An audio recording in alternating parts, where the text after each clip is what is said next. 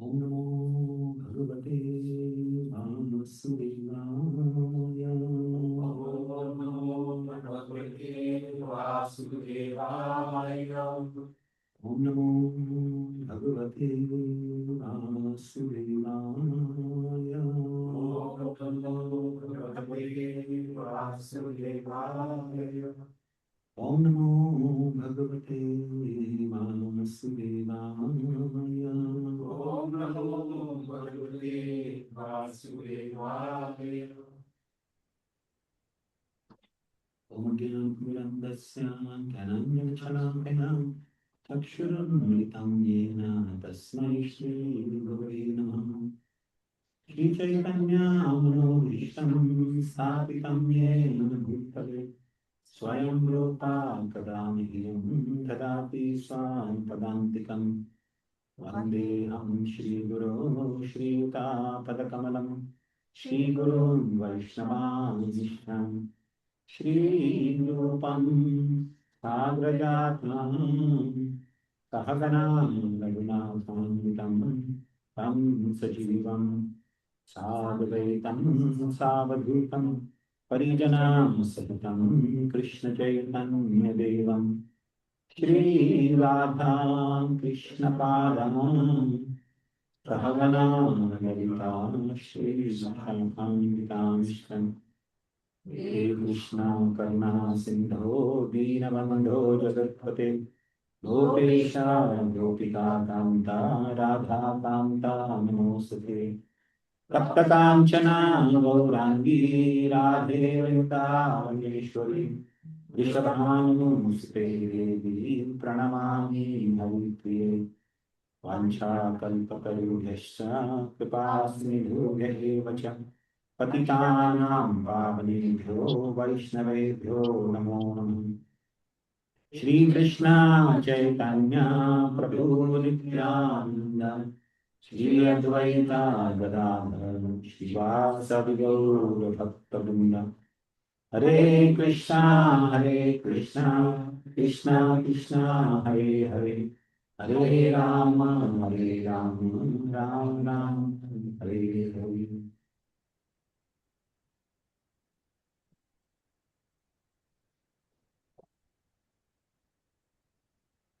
Hare Krishna. So, thank you very much for being in the middle of the week in coming for the study of Srimad-Bhagavatam class.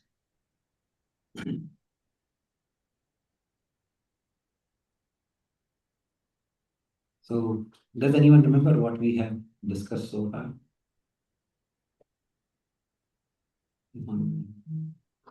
Anyone would like to do a recap?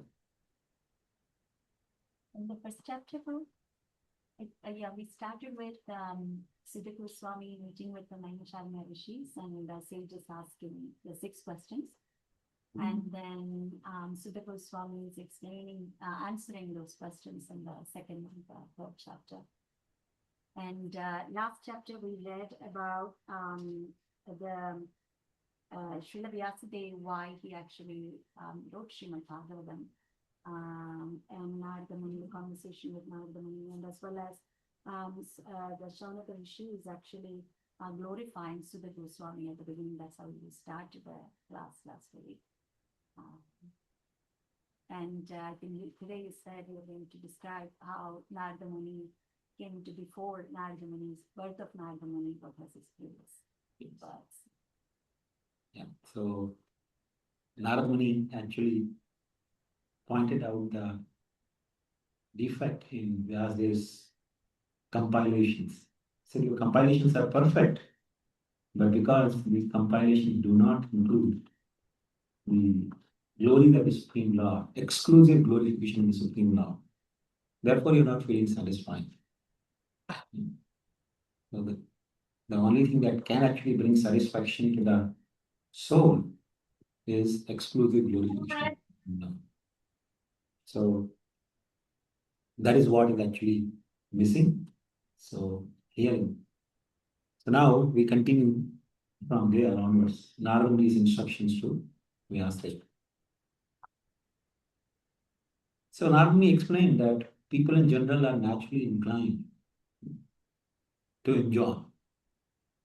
And by compiling all these Vedic literatures, especially the Vedas, the Puranas, Itihasas like Mahabharata, you have encouraged them to engage in self gratification in the name of religion, in the name of dharma. So this kind of instructions are, Vyasdev actually was told by Narada Muni that these kind of instructions are condemned. If suppose a person is diseased, right, and he goes to doctor, of course, in allopathy they generally don't put much restriction. If you need anything, just take the medication. But if you go to Ayurvedic physician, they put restrictions. They say you cannot eat such and such things. I remember I could never correlate that what kind of food stuff actually spoils my. I used to have a lot of stomach issues before. And I could never figure out. But once I went to a doctor, Ayurvedic doctor, who was really an excellent doctor in Mayapur, he told me whenever you eat tamarind, it will trigger your stomach. Tamarind and raw mango. And I actually started observing him. He said not to eat, but whenever I ate, it would spoil my stomach, no matter how healthy I am. So the good physician actually knows. But modern physician, they say you can eat anything. Just take my medicine. And most of the time that medicine doesn't work. I remember in childhood I used to have children, all the children like that. So I also used to drink throughout the year, 12 months in a year, we should drink milkshake. And I would put so much ice in the milkshake, I couldn't even hold the glass. I have to hold with like towel or something. That's how cold I would drink. And every night before sleeping, I would drink milkshake. And I always used to be clogged, and many people went to doctors. Doctors say, just take this medicine. I asked him, do I need to refrain from something? No, just take the medicine. So I kept taking a lot of medicine, but never worked. I always used to be, clogged and breathing problem, at night. You can't breathe. But when I joined the ashram, Brahmachari ashram, then automatically that stopped. You don't get to drink milkshake every night, right? You become very regulated in lifestyle. Automatically everything disappeared. No medicine, nothing. Right? So, encouraging people, oh, you take my medicine and do whatever nonsense you want. People like this kind of, I liked doctor before, right? But now I don't like, right? Because doctor said, you eat whatever you want, but just take my medicine. So that's what Vyasdev exactly did. You want to enjoy? Yeah, continue enjoying here. Follow Vedas and enjoy in this way. So Narada Muni is saying this kind of attitude or these kind of instructions are condemned because they're not meant for real good of people. Right? So because there's no point in self gratification. Because self gratification or the happiness from the self gratification naturally comes. Tasyaiva hetu prayate tako vidam. न लभ्यते यद भ्रमदाम परियधा तल लभ्यते दुःखवद अनित्य सुखम काले न सर्वत्र गभीरणम. Narada actually told Vyasdev that you are encouraging people to engage in sense enjoyment, but happiness from sense enjoyment naturally comes. Just like the distress comes in life. Nobody, goes and signs up for distress that I want distress, please. Send some distress my way. No matter, every sphere of life. In the family life, nobody, looking for distress. In the workplace, nobody looking for distress. Right? In the friend circle, nobody looking for distress. We are looking for only happiness everywhere. But everywhere, distress comes in due course of time, without our seeking. So Narada said, similarly, happiness also comes. You don't have to really try for happiness. Kalena sarvatra, in due course of time, happiness comes. In due course of time, distress comes. And that's reality. So, therefore, Narada Muni is instructing Vyasdev that in learned circles it has been decided that infallible purpose of advancement of knowledge, whether one performs austerities or one studies Veda, should do Swadhyaya, or perform sacrifices or chanting the holy names of the Lord, is actually to hear the glory of the Supreme Lord. All our activities should end in that. Whether we are performing austerities, doing Swadhyaya, chanting hymns of the Veda, or any mantra, it should ultimately culminate in hearing Krishna's glory. If it does not culminate, it is Shrama Evahi Kevalam. It's just useless endeavor. As I think Brahma in his prayer says, Sthula Tusha Ovaghatina. Of course, we don't get to see nowadays that happens in the villages. So the grains, the husk is there. So generally, you want to extract the grains from the husk. You take the grains, tied in the grass, and you beat on the wall or beat on, some surface. So grains automatically fall out of it. But suppose grains are already taken out. You again take the empty husk and start beating. You keep beating for rest of eternity. No grains will come. So Brahma says, all our endeavors, they are like stula, tusha avaghatinam, like beating the empty husk. If it does not culminate in hearing and chanting Krishna's glories, all our endeavors are simply useless. And then Narada actually begins explaining to Vyasdev that how he perfected his life by hearing and chanting Krishna's glory. Now, from the history of Narada, two things will be very prominently learned. One is engaging in hearing and chanting Krishna's glories as a most sublime process. And second is doing that in the association of devotees.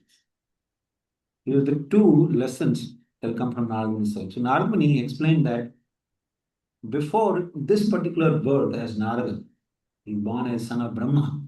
Right? So before this birth, he was born as a son of a particular maid servant. And Narada is describing this history. And this happened, Narada is saying, not in this kalpa, in previous kalpa, in the previous day of Brahma. So right now, we are in the 28th Yuga cycle of the 7th Manvantara of the day of Brahma. So almost like midday of Brahma. So, before this day, in the previous kalpa, Narada Muni was born as a son of a maid servant. Maid servant means, Shudra family.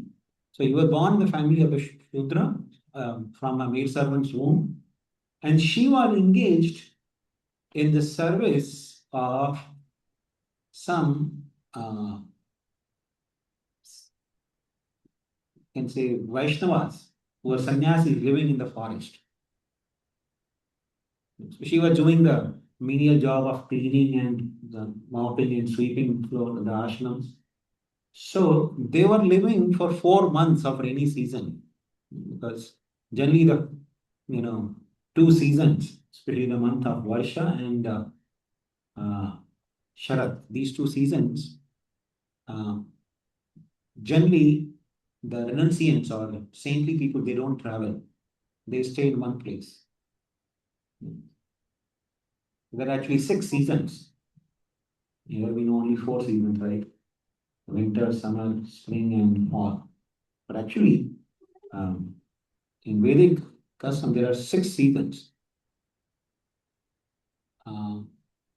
it is actually Vasant Ritu, like we have Vasant Panchami month of February then. So February, March time is considered Vasant Ritu. And then after Vasant comes Grishma Ritu, summer. Mm. So that's 2 months. Each summer, each season it will be 2 months. So Vasant is 2 months, then Grishma Ritu is 2 months. And after Grishma Ritu comes Varsha Ritu, the rainy season. And after Varsha Ritu comes Sharad Ritu. Sharad is like, pleasant time. And after Sharad comes Hemant Ritu. It is like little chilly, little cold.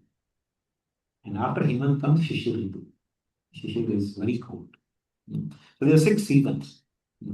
So generally 2 seasons, especially the Varsha Ritu and Sharad Ritu. The saintly people don't travel. Generally people they say 4 months of monsoon, but monsoon is generally not 4 months. It can be 2.5 months. Sometimes it will go up to 3 months. But so 2 months of rainy season and 2 months of Sharad Ritu. The saintly people don't travel. They don't travel because these are the 4 months when the Devatas and Lord Vishnu they go to sleep. So especially in the month of July, we get Ekadashi called Shayana Ekadashi or Deva Shayani Ekadashi. That is the day when the Devatas and the Supreme Lord they go to sleep. Because in heavenly planets, 1 year on the earth is equal to 1 day on the heavenly planets. So total 24 hours on the heavenly planets, they are equal to one year in earthly units. So those 4 months, that's a night time generally there, in the heavenly planets. So they go to sleep. They sleep for 8 hours. Because 12 months is equal to 24 hours per day, right? So 4 months means they sleep for 8 hours. So anyway, Narada Muni, he was saying that his mother was engaged in serving these great souls or Vaishnavas, who were actually great sages, for the 4 months. And he, being the son of maid servant, was also engaged in their service. But there was one particular quality of Narada Muni. He was very gentle. So he was a small child that time. He was just 5-year-old boy, but he was very gentle. Some children are very mischievous, but he was not mischievous. He was gentle. He was controlled in the senses. And by their permissions, because saintly people, they would eat every day. So whatever was left, they would just throw, So by their permission, he took permission from them that can I eat your remnants? Because in the Vedic culture, everybody was taught. Children were also taught that you should take the remnants of the great souls. So with their permission, he took their remnants. And simply by taking those remnants, he was completely transformed. Actually, taking the remnants of the Vaishnava, the saintly persons, is considered a very, very powerful boost to one's spiritual life. In Chaitanya Charitamrita, Krishna Goswami says, there are 3 very powerful ingredients in spiritual life. And these 3 powerful ingredients give a tremendous boost to somebody who is serious practitioner of Krishna consciousness. He says, Bhakta Pada Duli, Bhakta Pada Jal, Bhakta Bhakta Uchishta E Teen Mahabal. He says, there are 3 powerful ingredients. Bhakta Pada Duli, the dust from the feet of Vaishnavas. Bhakta Pada Jal, the water that has washed the feet of the devotees. And Bhakta Bhakta Uchishta, the remnants of a devotee. When devotee has eaten and left something in the plate, those remnants, these 3 things, he says, 18 Mahabha. So these three powerful ingredients can actually purify the living entity, free them from all the material contamination, and make them attached to the association of devotees and become attached to the lotus feet of Krishna. So Narad Muni, because he took their remnants with their permission, that actually transformed his life. And because they saw him that he was very gentle in behavior and he was eager to take the remnants and he was serving them, controlled in the senses. So before leaving, they instructed him. They instructed him in the imperishable science of Krishna consciousness. Although he was a small boy, but they instructed him before leaving.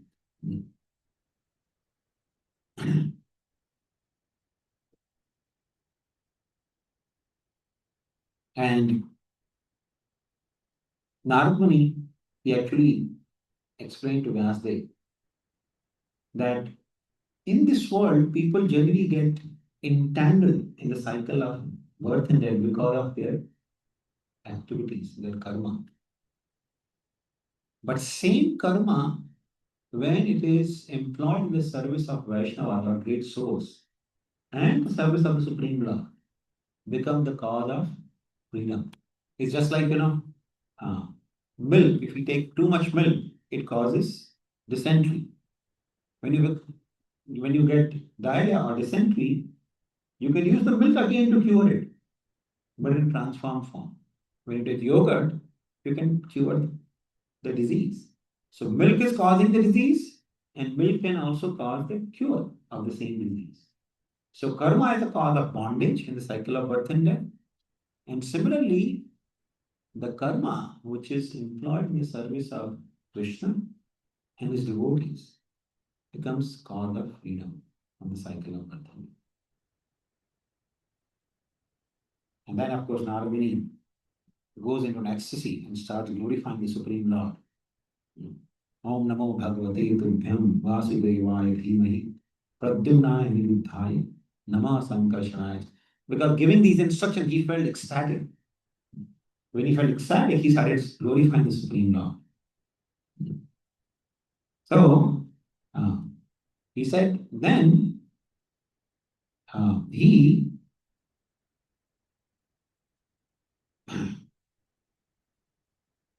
when the Bhaktivedanta, the great souls, they left the forest, then, because he was very much dependent on his mother also. His mother was the only shelter for him, small child.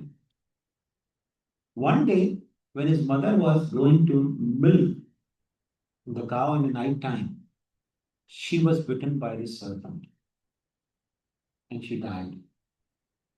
Now just imagine a small child, the only shelter he had was mother, right? And mother was also very affectionate and attached to him. So when the mother died, Narad Muni said, he took it as the mercy of the Supreme Lord. Now just imagine, the only shelter he had was mother. He didn't have father. And mother also died. And he took it as the mercy of the Lord. A small child may be scared that how I'm going to maintain, who will feed me, who will take care of me. No. Because the saintly persons had instructed him before leaving. Those instructions were kind of engraved in his heart. So when his mother passed away, he thought this is the mercy of the Lord. So he left. He left home and he started, walking towards the north. Actually, Vyasdev asked this question at this point of time. How do you remember all of this? This happened in the previous kalpa, right? So how do you remember all of this? As if it is, fresh in your mind. So now let me explain that this is actually by the mercy of the Lord. I remember in this lifetime not only previous birth, but because he is the eternal associate of the Lord, by the mercy of the Lord, he can remember all his previous births, Srila Prabhupada actually said, he said, we don't remember who we were in the past life. But when we go back home, back to Godhead, you will remember all the births that you went through in this material world. You will remember all of them. Because soul is by nature Satchidananda. So, Chit means full of knowledge. So, soul is actually full of knowledge. When we are situated in our own glory, we don't have a material body or material mindset, then we will know everything. Now we are in ignorance because we have material body, which is covering our knowledge.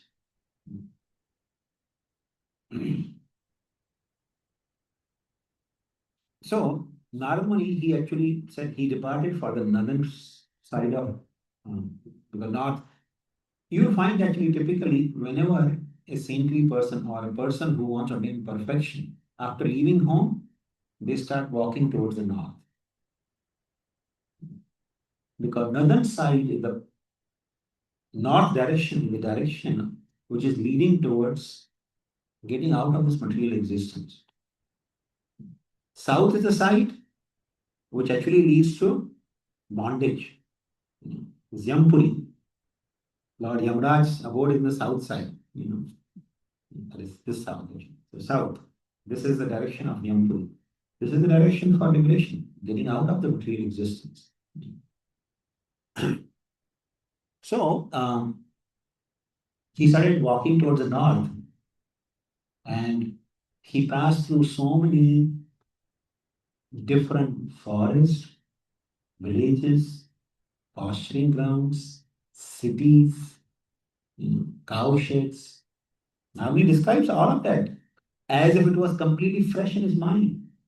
Where all he went through, all those places he is describing, that he went through different places.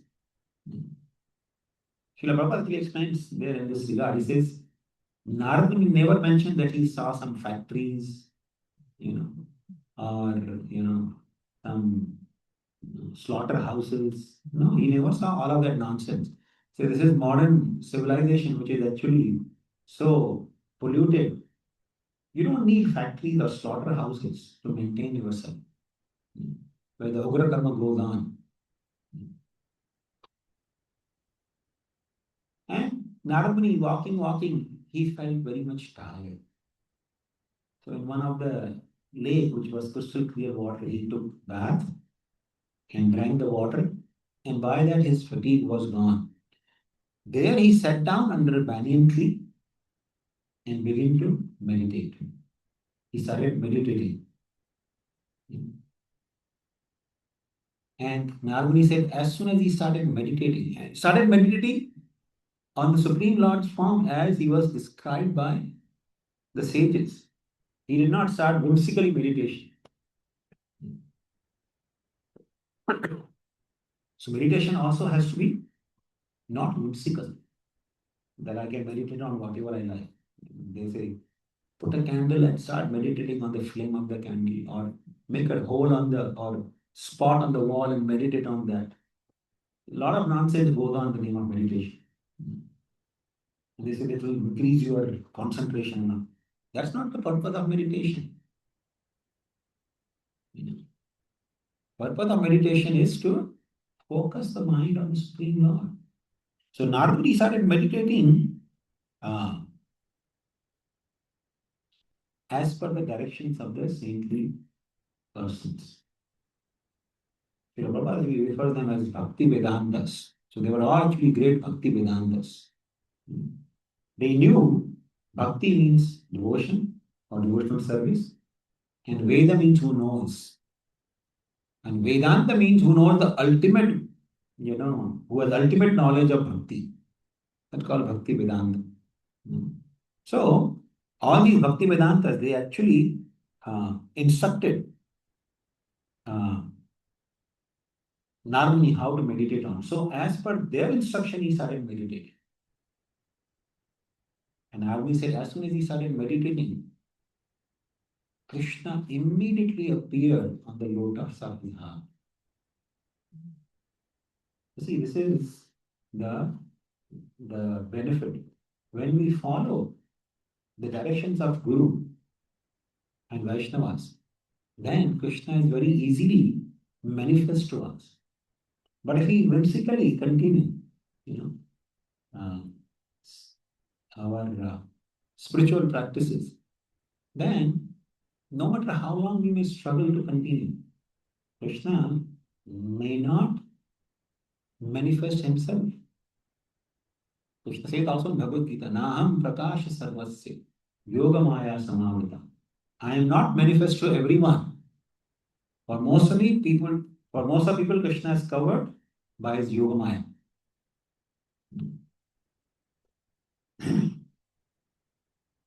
So, Krishna immediately appeared on the lotus of his heart. And Narada said, he felt so happy by seeing the form of the Lord. He could see the Lord and he could see himself also. Himself means not the body. So when we see every day ourselves in the mirror, right, we see this body. But actually, we have not seen ourselves. What we see is the external covering in the mirror. And we identify ourselves with this body. But Narada said, I could see the Supreme Lord, I could see myself. And immediately after that, the Lord disappeared. And he said, when the Lord disappeared, he couldn't see Lord, he couldn't see himself. All he could see is his body. And then he became very much disturbed in the mind. Just like we will read in the later chapters of Bhagavatam. That Dhruva, he was also meditating on the Lord. The Lord was manifested to him in the heart. But as soon as the Lord appeared in front of him, because he was having closed eyes, the darshan of the Lord disappeared from his heart. So same thing happened with Narada Muni. But Narada Muni did not see the Lord in front of him. His darshan disappeared from the heart. And he became very disturbed. He opened his eyes. And in the same forest, he tried repeatedly to see again the form of the Lord. But he couldn't see. And then he heard the voice of the Lord. The Lord told him, my dear child, you will not be able to see me again in this lifetime. Because, of course, the Lord said, those who are incompetent yogis, they can hardly see me. Doesn't mean that Narada was incompetent, but the Lord wanted to increase his hankering. So whatever darshan he had seen of the Lord, his mind was forced to meditate, remember that form again and again. And in this way, Narada Muni continued to meditate for very, very long time. In fact, for the entire day of Brahma, he cherished that form of the Lord in his heart. And in the next day of Brahma, that is the current day of Brahma, he was again born as Narada Muni. So, in this way, Narada Muni described to Vyasdev that, my dear Vyasdev, you should compile exclusive glorification of the Supreme Lord. That will bring complete satisfaction of the heart.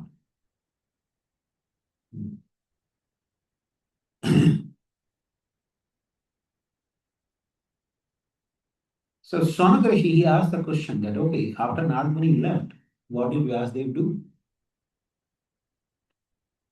So, Sutta Goswami described that since he was instructed to compile the glorification of the Supreme Lord, this Srimad-Bhagavatam was compiled by Vyasdev under those instructions of Narada Muni. So, Shaunakarishi, he asked one more question to Sutta Goswami.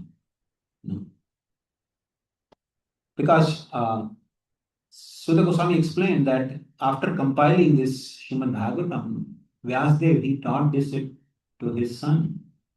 Shukadeva Goswami. So this history going on, right? Sutta Goswami heard from Shukadeva Goswami. So Narada, after the instructions of Narada, Vyasdev compiled Srimad-Bhagavatam and then he taught it to his son Shukadeva Goswami. Who we remember, he had walked away, right? Right after the birth, he had walked away. So Vyasdev chased him for a long time. And he saw that his son was not at all interested. Then Vyasdev recited two verses to Shukadeva Goswami. One verse is from third canto of Bhagavatam, another verse is from 10th canto of Bhagavatam. So those two verses he narrated or recited from Shukadeva Goswami. And Shukadeva Goswami got so much attracted. He came back running to Vyasdev. Teach me about this. Who is this person?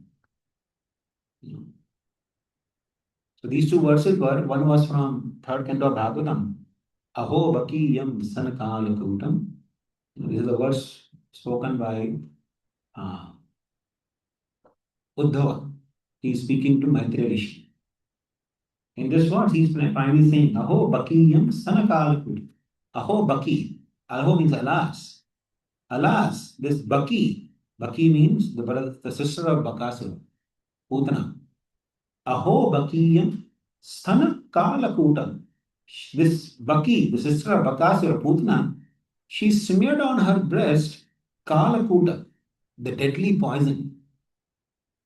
Aho bakiyam sthana kalakutam. He comes around. Yetapi asadhavi. She was asadhavi. She was unchaste. She was a demonic being. She had come with the intention of killing Krishna. But yet, Lebhe Gatim Dhatrim, she still attained the position of Dhatri in the spiritual world. Krishna killed Putana and he gave her the position of mother in the spiritual world. So Dhavasi, Kamva Dayalu, Sharanam Brajenu. Who can be more merciful than the Supreme Lord? Such Lord who gave position to demons like Putana in the spiritual world. Who can be more merciful unto whom I should take shelter? So Shukadeva Goswami heard that verse. Another verse is from the 10th canto of Bhagavatam, which describes Krishna's beauty when Krishna was holding a lotus flower, when he was actually in front of Yajna Patnis. That time Krishna's beauty is described, holding a flower in the hand. So these two verses, when Shukadeva Goswami heard, he became madly attracted and he came running back to Vyasdev. Tell me, who is this person? So, Shaunak Rishi at this point of time asked, that wasn't Shukadeva Goswami a self-realized soul? He was the Brahmavadi. So why did he get attracted to Srimad-Bhagavatam? Why did he take so much trouble to learn Srimad-Bhagavatam, first of all? If I am self-satisfied, right? Why do I, like, suppose just now we had dinner, right? Somebody comes and says, oh, can you cook pizza?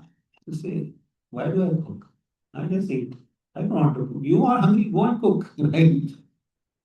We ate already dinner, right? So similarly, Shukadeva Goswami is self-realized soul. He doesn't have any aspiration in this material world. He's completely self-satisfied. Why he need to learn Srimad Bhagavatam?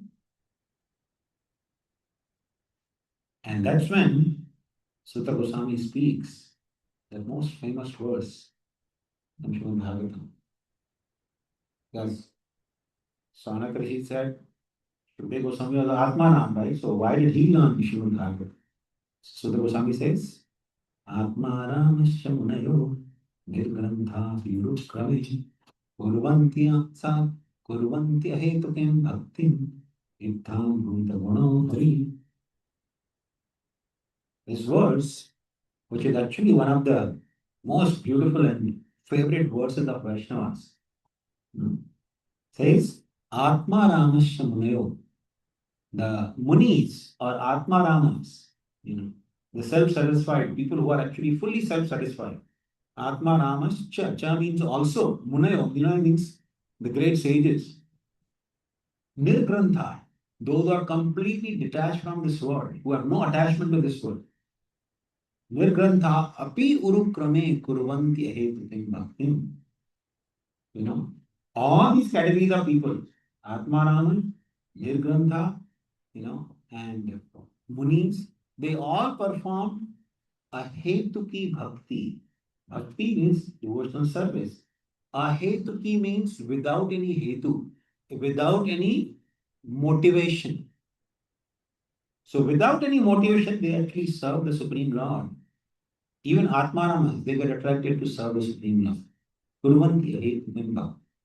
Itham bhuta guno hari. Such are the qualities of Lord Hari. So, after hearing this, after describing the nature of Krishna's glories, now Sutta Goswami said, I shall explain the birth of Parikshit Maharaj and why he sat down to hear Srimad-Bhagavatam. So then he starts the history now of birth of Parikshit. So, Sutta Goswami started describing that after the battle of Kurukshetra was almost over, this is a very crucial moment now. The battle is almost over, but it's not still over. Duryodhan and Bhimsena, they fought for long, and finally, under the direction of Krishna, Bhimsena broke the thigh of Duryodhan. So Duryodhan was lying wounded on the battlefield, practically dead. Not exactly dead, but he's about to die. So Ashwatthama at this point of time, who was enraged, very angry at Pandavas anyway, because during the battle of Kurukshetra, the brother of Draupadi, Drishtadyumna, had killed the father of Ashwatthama, whose name was Dronacharya, in an unfair way. Pandavas were part of that conspiracy because we know that famous incident, right? When Krishna told Yudhishthira Maharaj, go and tell Dronacharya that Ashwatthama is dead. So Yudhishthira Maharaj, being instigated by Krishna, he went and told Ashwatthama is dead. And hearing that, Dronacharya left all the courage. That day he was killing the soldiers of Pandavas like anything. But because he heard my son is dead, he felt so discouraged. He left all the weapons and sat down, in meditation mode, right in the middle of battlefield. So when he gave up his weapons and he was sitting in that posture, Ashwatthama went and chopped off his head. Huh? Sorry, Drishtadyumna, not Ashwatthama. Drishtadyumna, the brother of Draupadi, he went and he chopped off the head of Dronacharya. So Ashwatthama heard this. He didn't see that. If he was there, he would have stopped it. But he heard that how Drishtadyumna, an unfair way, killed my father, and Yudhishthira Maharaj was part of that conspiracy. So he was very angry. And he knew that he cannot kill the Pandavas. He cannot defeat them in the battle because they were way more powerful than him. So, being instigated by the Kala, what we get in Mahabharata, being instigated by Kala, Lord Shiva actually appeared in the form of Kala in front of Ashwatthama, and he, prayed, Ashwatthama prayed that I want to kill the Pandavas. Lord Shiva said, you cannot kill them, but I can empower you to kill everyone else. So he was literally empowered by Lord Shiva to kill everyone except Pandavas. So he went to the camp of Pandavas on that night and he killed, because Pandava had a lot of army left. He killed all the soldiers when they were sleeping in the night.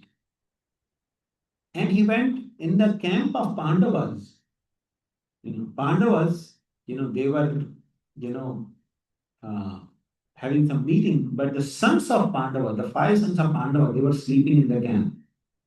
So all the five sons of Pandava, they were actually sons of Draupadi. From Draupadi, the five sons were born five brothers, headed by Kirtiman. So they were all sleeping in the camp. Ashwatthama went and thinking that they were Pandavas, he actually beheaded them. And he took the heads of those five sons of Draupadi to Duryodhana, who was lying almost, dead. So Duryodhana was literally counting his last breaths. So when he brought the five heads of the five sons of Pandavas, Duryodhana was not at all happy. He was very unhappy seeing this. He completely disapproved this action of Ashwatthama. He said, this is not appropriate. Why you have to kill the five boys? If you would have brought the heads of Pandavas, I would be very happy. He was not at all happy.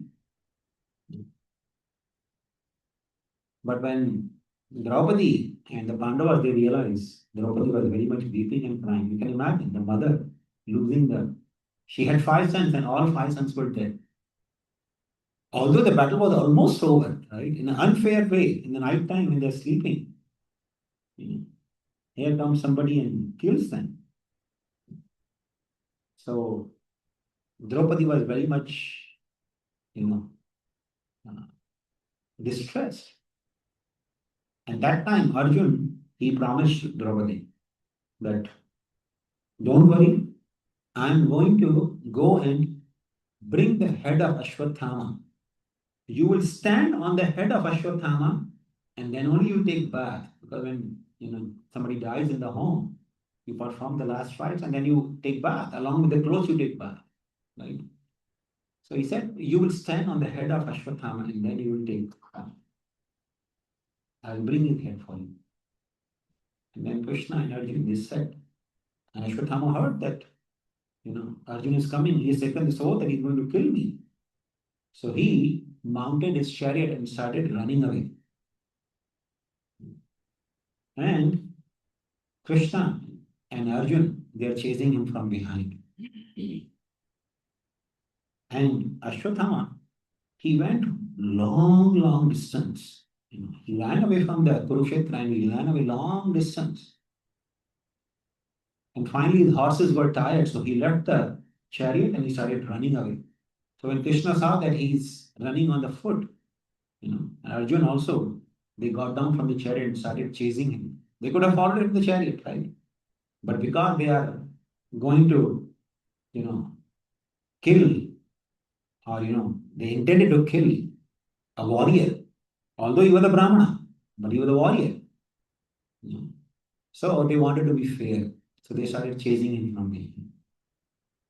And this point of time, Ashwatthama, out of great fear, he took some kusha grass and invoked the mantras of Brahmastra and he released at Arjuna.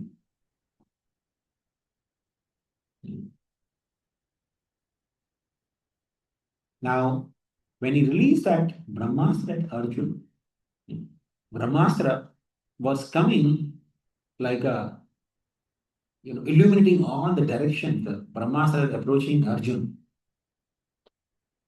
So for a moment, Arjuna was bewildered. He looked at Krishna. Krishna, what is this? Because, of course, Arjuna himself knew the Brahmastra as well. But nobody has ever released Brahmastra at him. So therefore, he never used Brahmastra ever in his life. Although he knew Brahmastra, he had Brahmastra, knowledge of Brahmastra. So see, Astra and Shastra, there are two things. Astra and Shastra.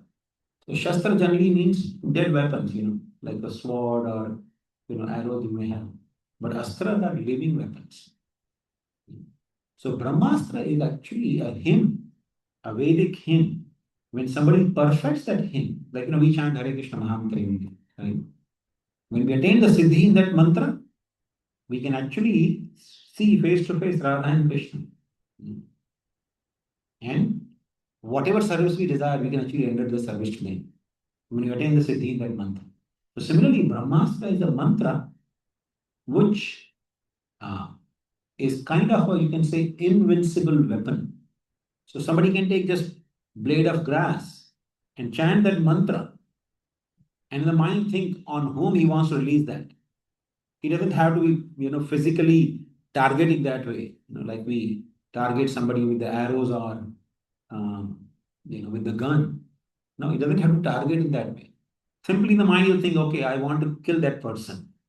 And he releases.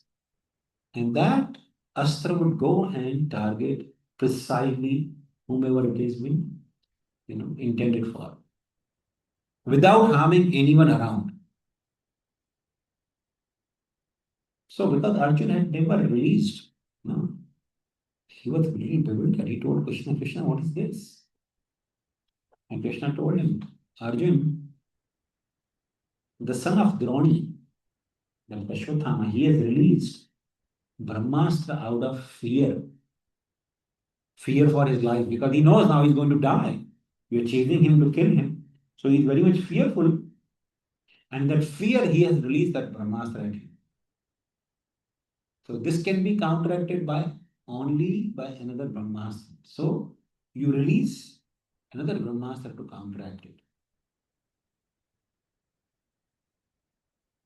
So when Arjun heard that, what did he do? Very significant. He didn't immediately release Brahmastra. He actually, Bhagavatam mentions, he actually sipped water and purified himself, did achna. And then he circumambulated Krishna. Now, this is very significant. Right? Brahmastra is coming, such an urgency, right? Brahmastra is coming to targeting Arjun. Now somebody will think, hey, Brahmastra is coming means it's like, comes with us much more faster than the speed of bullet.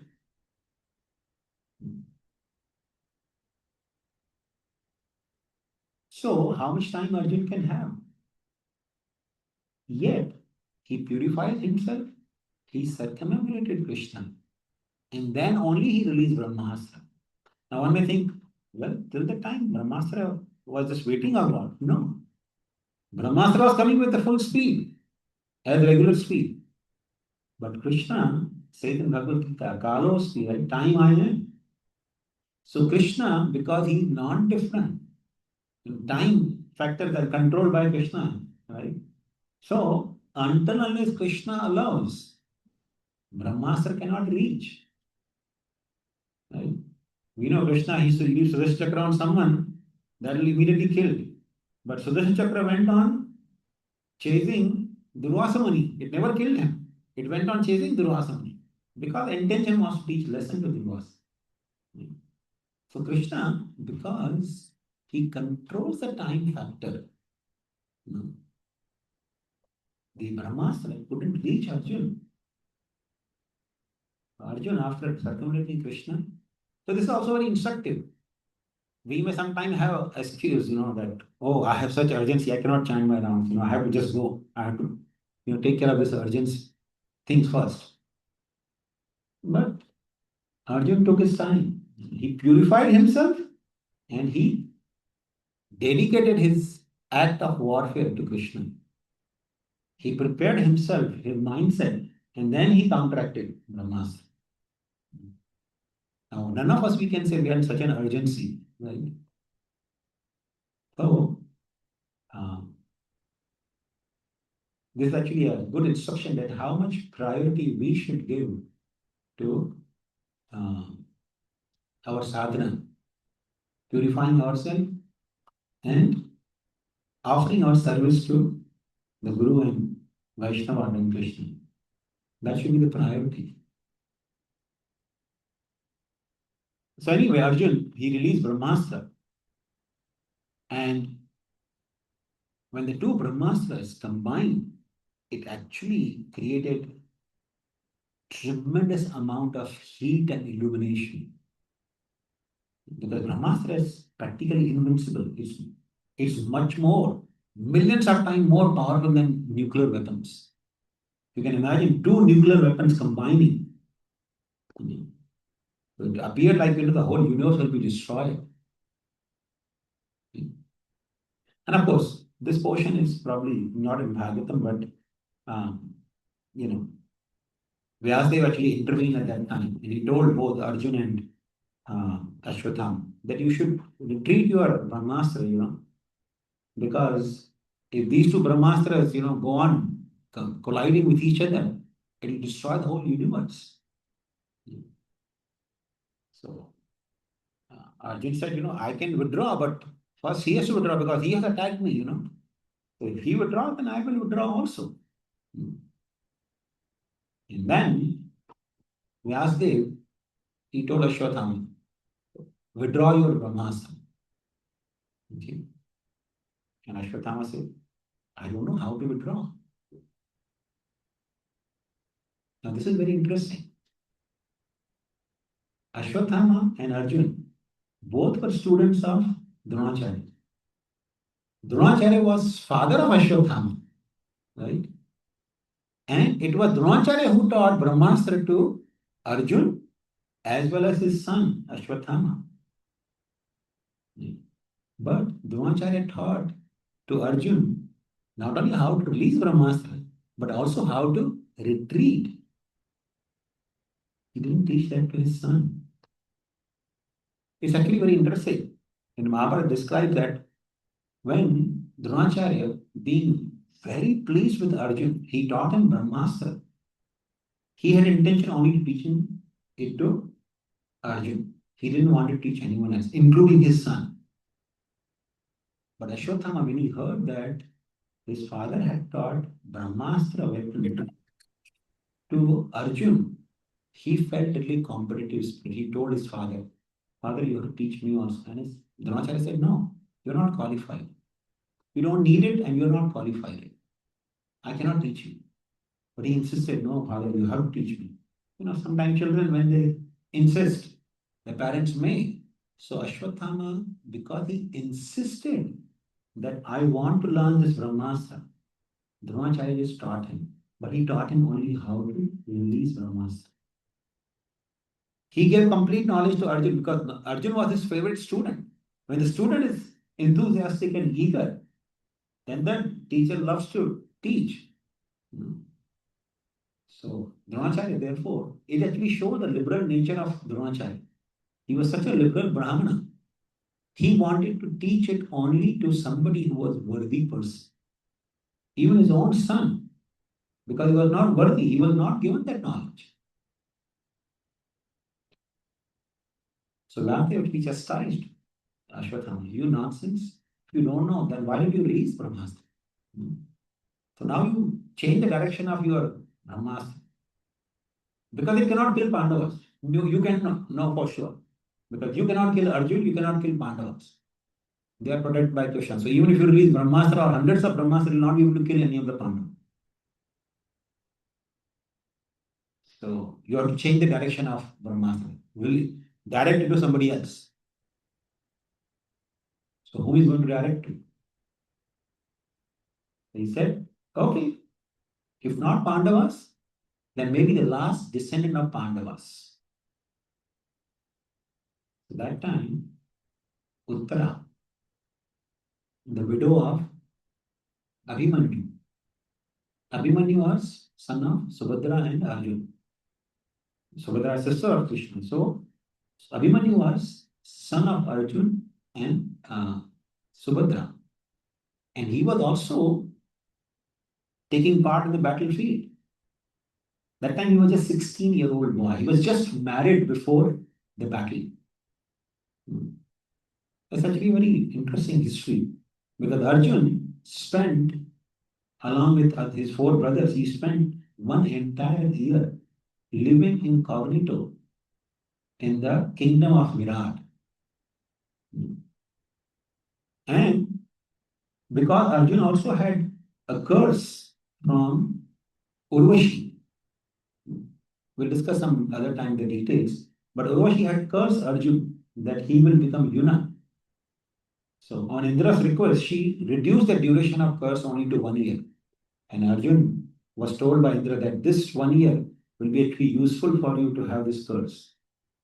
So during that 1 year, Arjun was actually had become eunuch because he was cursed by uh, the Apsara, Urvashi from heavenly planets. So during that 1 year, as a eunuch, he was teaching music. But he was a very good musician. So he was teaching musician and nritya. He also knew dancing. Arjuna was a very good dancer. So he was teaching dance to the daughter of King of Virat. She was his student. Her name was Uttara.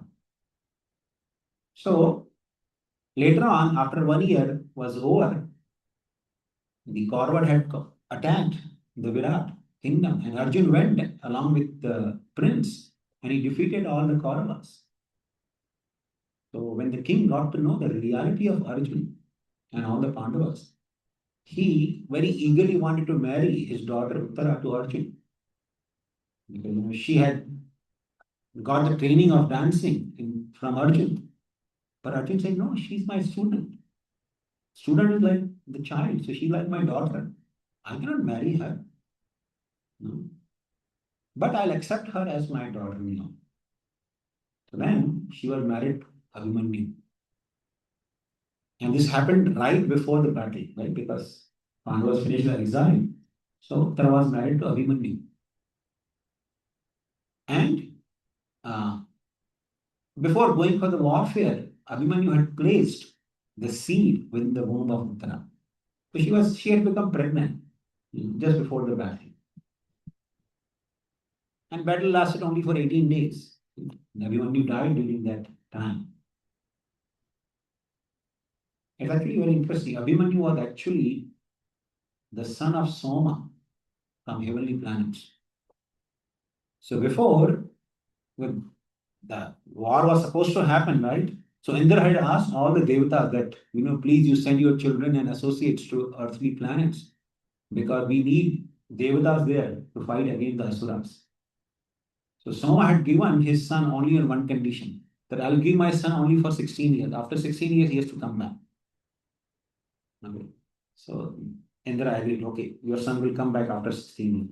So that son had taken the role of Abhimanyu. So, but anyway, Abhimanyu died and Uttara was pregnant. The child in the womb of Uttara was actually Parishit Maharaj. So when Ashwatthama directed that weapon to, Parishit Maharaj, the Brahmastra actually burned the embryo of Uttara. But Uttara realized that Brahmastra is coming towards her, and she could understand that it's coming to destroy her womb, destroy her child in the womb. So she actually approached Krishna. Now, when Uttara realized that the Brahmastra is coming to her, Yudhishthira Maharaj, Bhimsen, they were all standing right there. And Arjuna was also there. Right? Because, but she directly pleaded to Krishna, my dear Lord, you are the Supreme Personality of. Of course, her father-in-laws, they were all actually very powerful warriors. She could have asked them that please protect my child. But she approached Krishna, my dear Lord, please protect my child. If you so desire, let the Brahmastra burn me, kill me, but let my child be protected. It's actually so wonderful. Uttara was willing to die herself, but she wanted to protect the child. But we are living in an age where mothers actually, in modern times, they kill the children in the womb, the helpless children.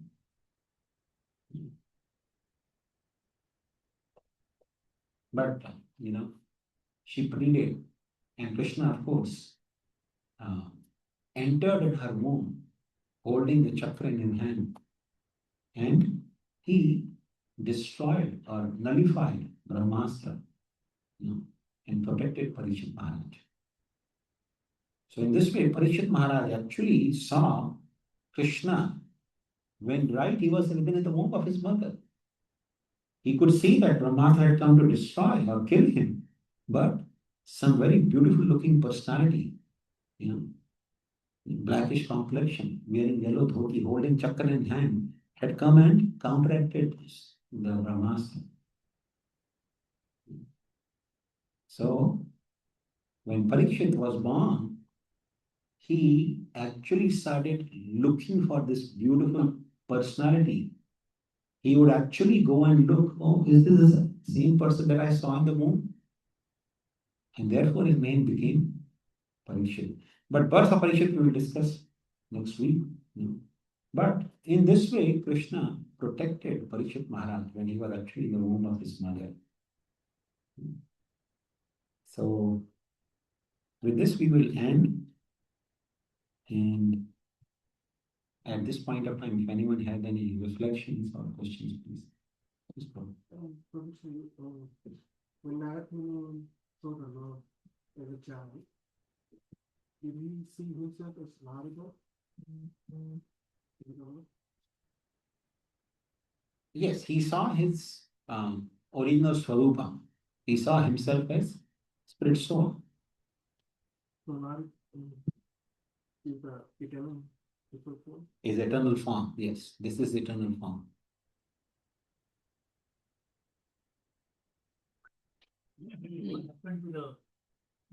He was meditating very simple, and then he got liberated by meditation.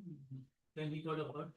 No, that's what we discussed, right? He meditated and he saw the form of the Lord. Lord appeared in his heart for a brief moment and then disappeared. Right. And then he tried for a very long time to again see that form by the power of meditation. But he couldn't see that. And then the Lord spoke to him, saying that, my dear Narada, my dear child, not Narada, because you are not yet Narada. My dear child, you will not be able to see me in this lifetime anymore. So this was simply to increase his anchoring. So what happened with the child? So child, lived for the entire kalpa and then finally he left his body. And the next kalpa, next day of Brahma, he was again born as Narada. So even as a son of Shudrani, he lived for the entire kalpa. And that we discussed right in the previous sessions. Because Brahma had cursed him. 2 births. So before this birth as a Narada Muni, he was Shudra, the child of Shudrani. And before that birth, he was a Gandharva named Upavarna. That will come the later part of Bhagavatam. And then the third birth was Narada. So he was Narada, then he became Gandharva, then he became Shudrani's son, and then he was again Narada.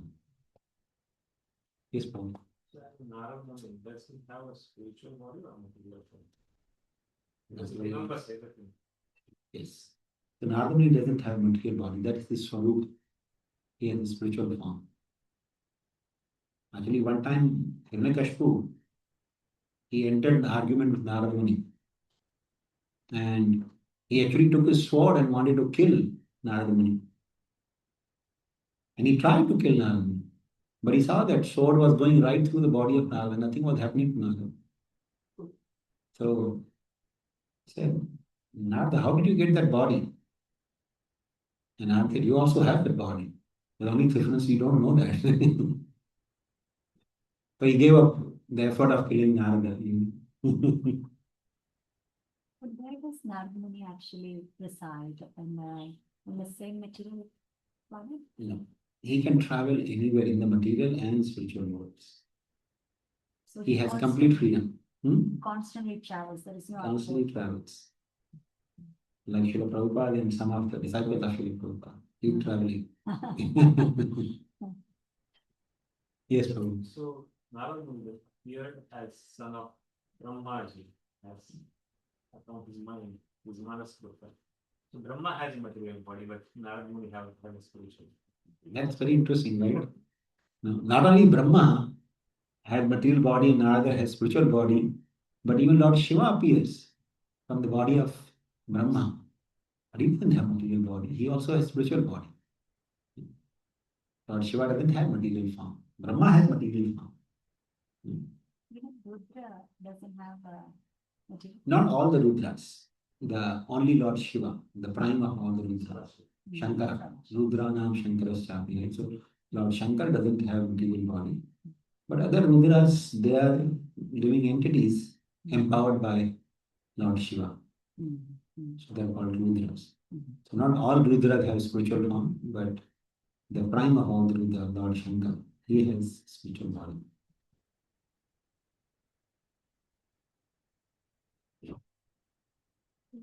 After the death of the person, like you put the head of the person, there's the north side.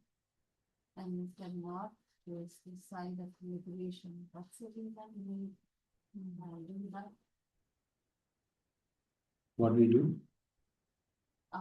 किसी person की death के बाद उसका head north में रखा जाता है।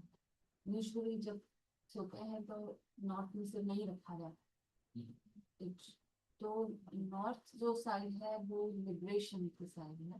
So that is the reason we keep the head of the person, dead body in the north side of the dead body, of the dead body. Yes, you can say that way. But not doesn't mean that everybody will be liberated just because the head is kept on the north side. But yeah, you can say that's one of the. That part in my mind. So, you mentioned that karma used in the service of Krishna and devotees can be liberating. Can you please elaborate on that? So Narada Muni actually told Vyasdev that people are interested in performing karma for sense enjoyment, right? That's what everybody does in this world, right? We perform activities for sense enjoyment in this world. And that action or those activities for sense enjoyment actually become the cause of bondage. Right? Because every effort we put for sense gratification is bound to create karma. Right? Bound to create some reactionary, work. So that reaction keeps us bound in the cycle of birth and death. But same activity only, like say for example, we like to cook and eat. So cooking and eating is bounding. It's causing bondage because we are killing grains, we are killing, while igniting fire, we are killing so many living entities in the air. Right? So that simple act of cooking alone causes bondage to the living entity in the cycle of birth and death. But the same cooking, when is done for the pleasure of the Supreme Lord and the service to Vaishnavas, that becomes the cause of freedom from material existence. Acting with love everything. Yes. Yes, ma'am. Thank you. Would you have it dust of the feet and the water and the rainbow, exactly more increase our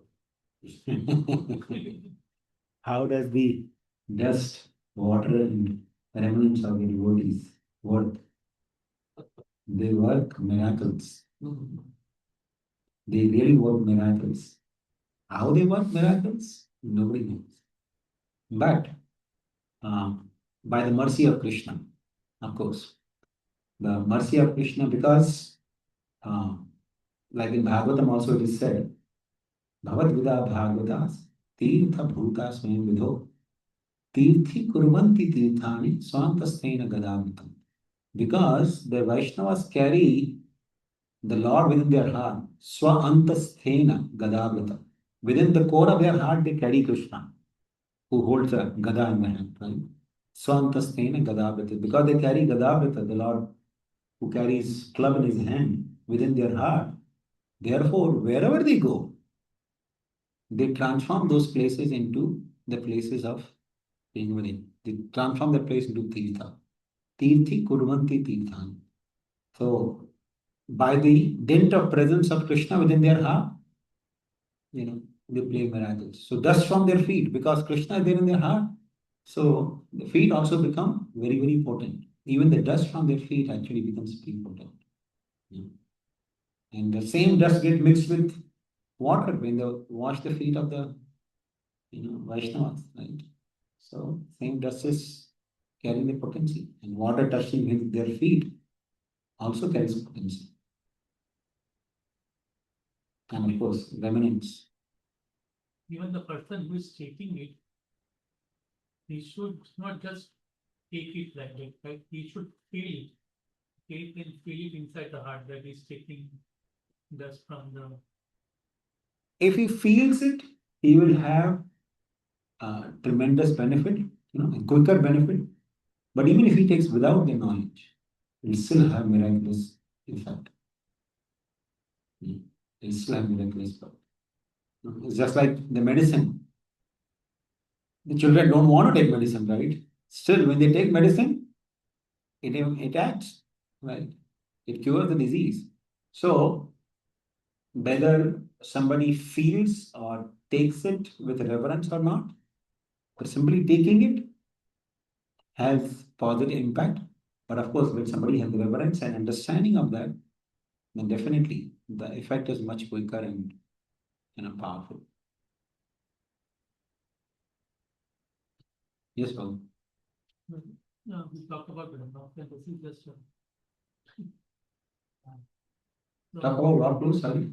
We talked about Brahmastra release, right? Two Brahmastra were released. Yeah. So one was released by Ashwatthama, other was released by Arjuna.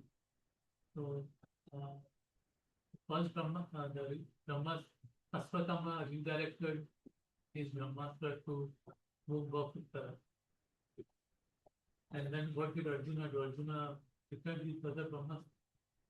Arjuna retrieved his Brahman. Yes. Yeah.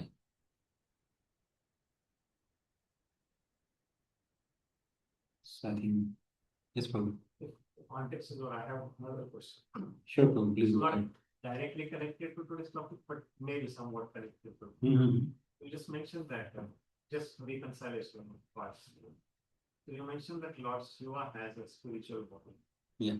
I was thinking when he gave boon to Bhasmasura that you are going to clean, why was he worried if you have a spiritual body? So just think. Well, because he has given benediction, right? That anyone he touches will turn into Bhasma. Only material body. Yes, material body can turn into Spirit Bhasma. cannot. So that is because more or less Leela, he's performing Leela. Of course, Lord Shiva cannot be killed, by any boon or anything, right? Because he has a spiritual form. And similarly, not only Lord Shiva, but even the associates of Krishna, right? When they entered to the mouth of Aghasura, he says they died. But they are all spiritual form. They don't have material body, they are spiritual bodies. How can they die? The Leela of Krishna. So Krishna performs pastime. They appear to be dying. But of course, they have spiritual body, so that cannot die. Na jayate mrit. The soul cannot die or take birth, right? So there's no question of the associates of Krishna dying. But because they are participating in Krishna Leela, so it appears to be that they are dead. And Krishna revives them with the glands. And of course, again, Aghasura had a material body. Material poison cannot kill the soul. Even the soul coming in contact with poison doesn't have any effect. But because they are performing Leela, they are participating in Krishna's Leela. So they act as if they did. So similarly, Lord Shiva, he's performing this Leela in the conjunction with the Supreme Lord, in giving benediction to Bhasmasura and then running from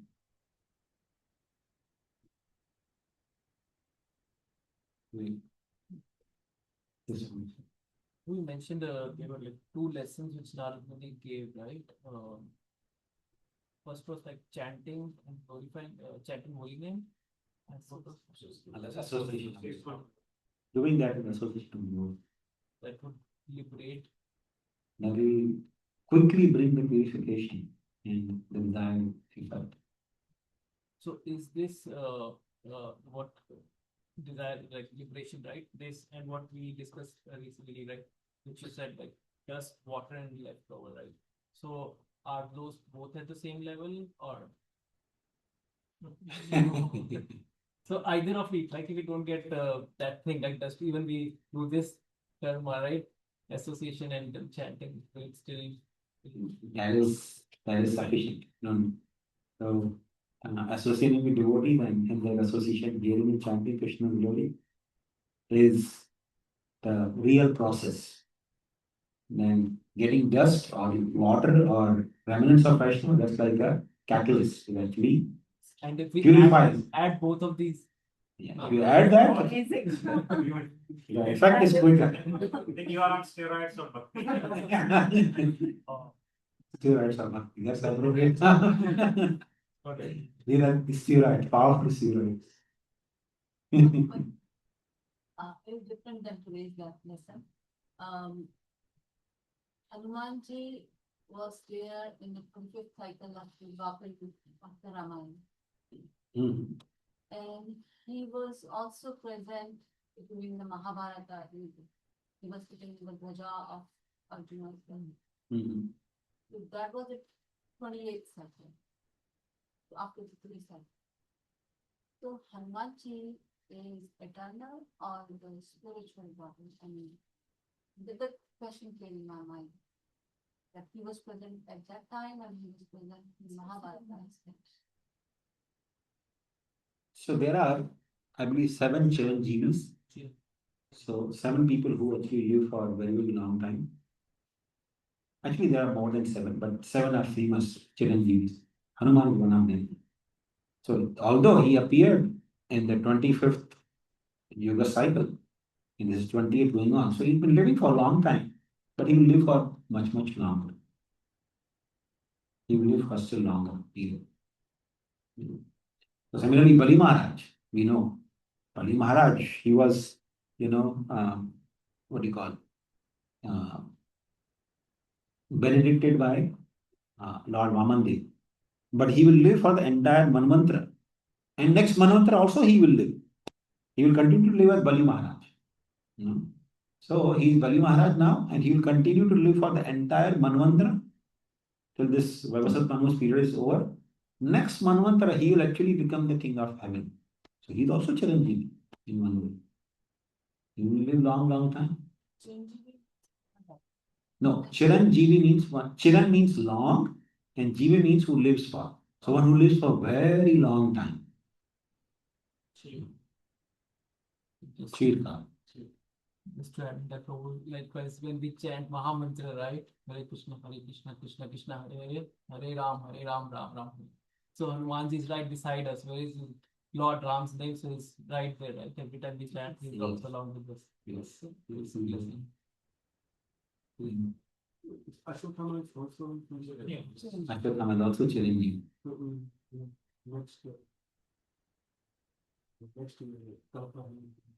Not next Kalpa, in the next Manvantara, he will become Vyasdev.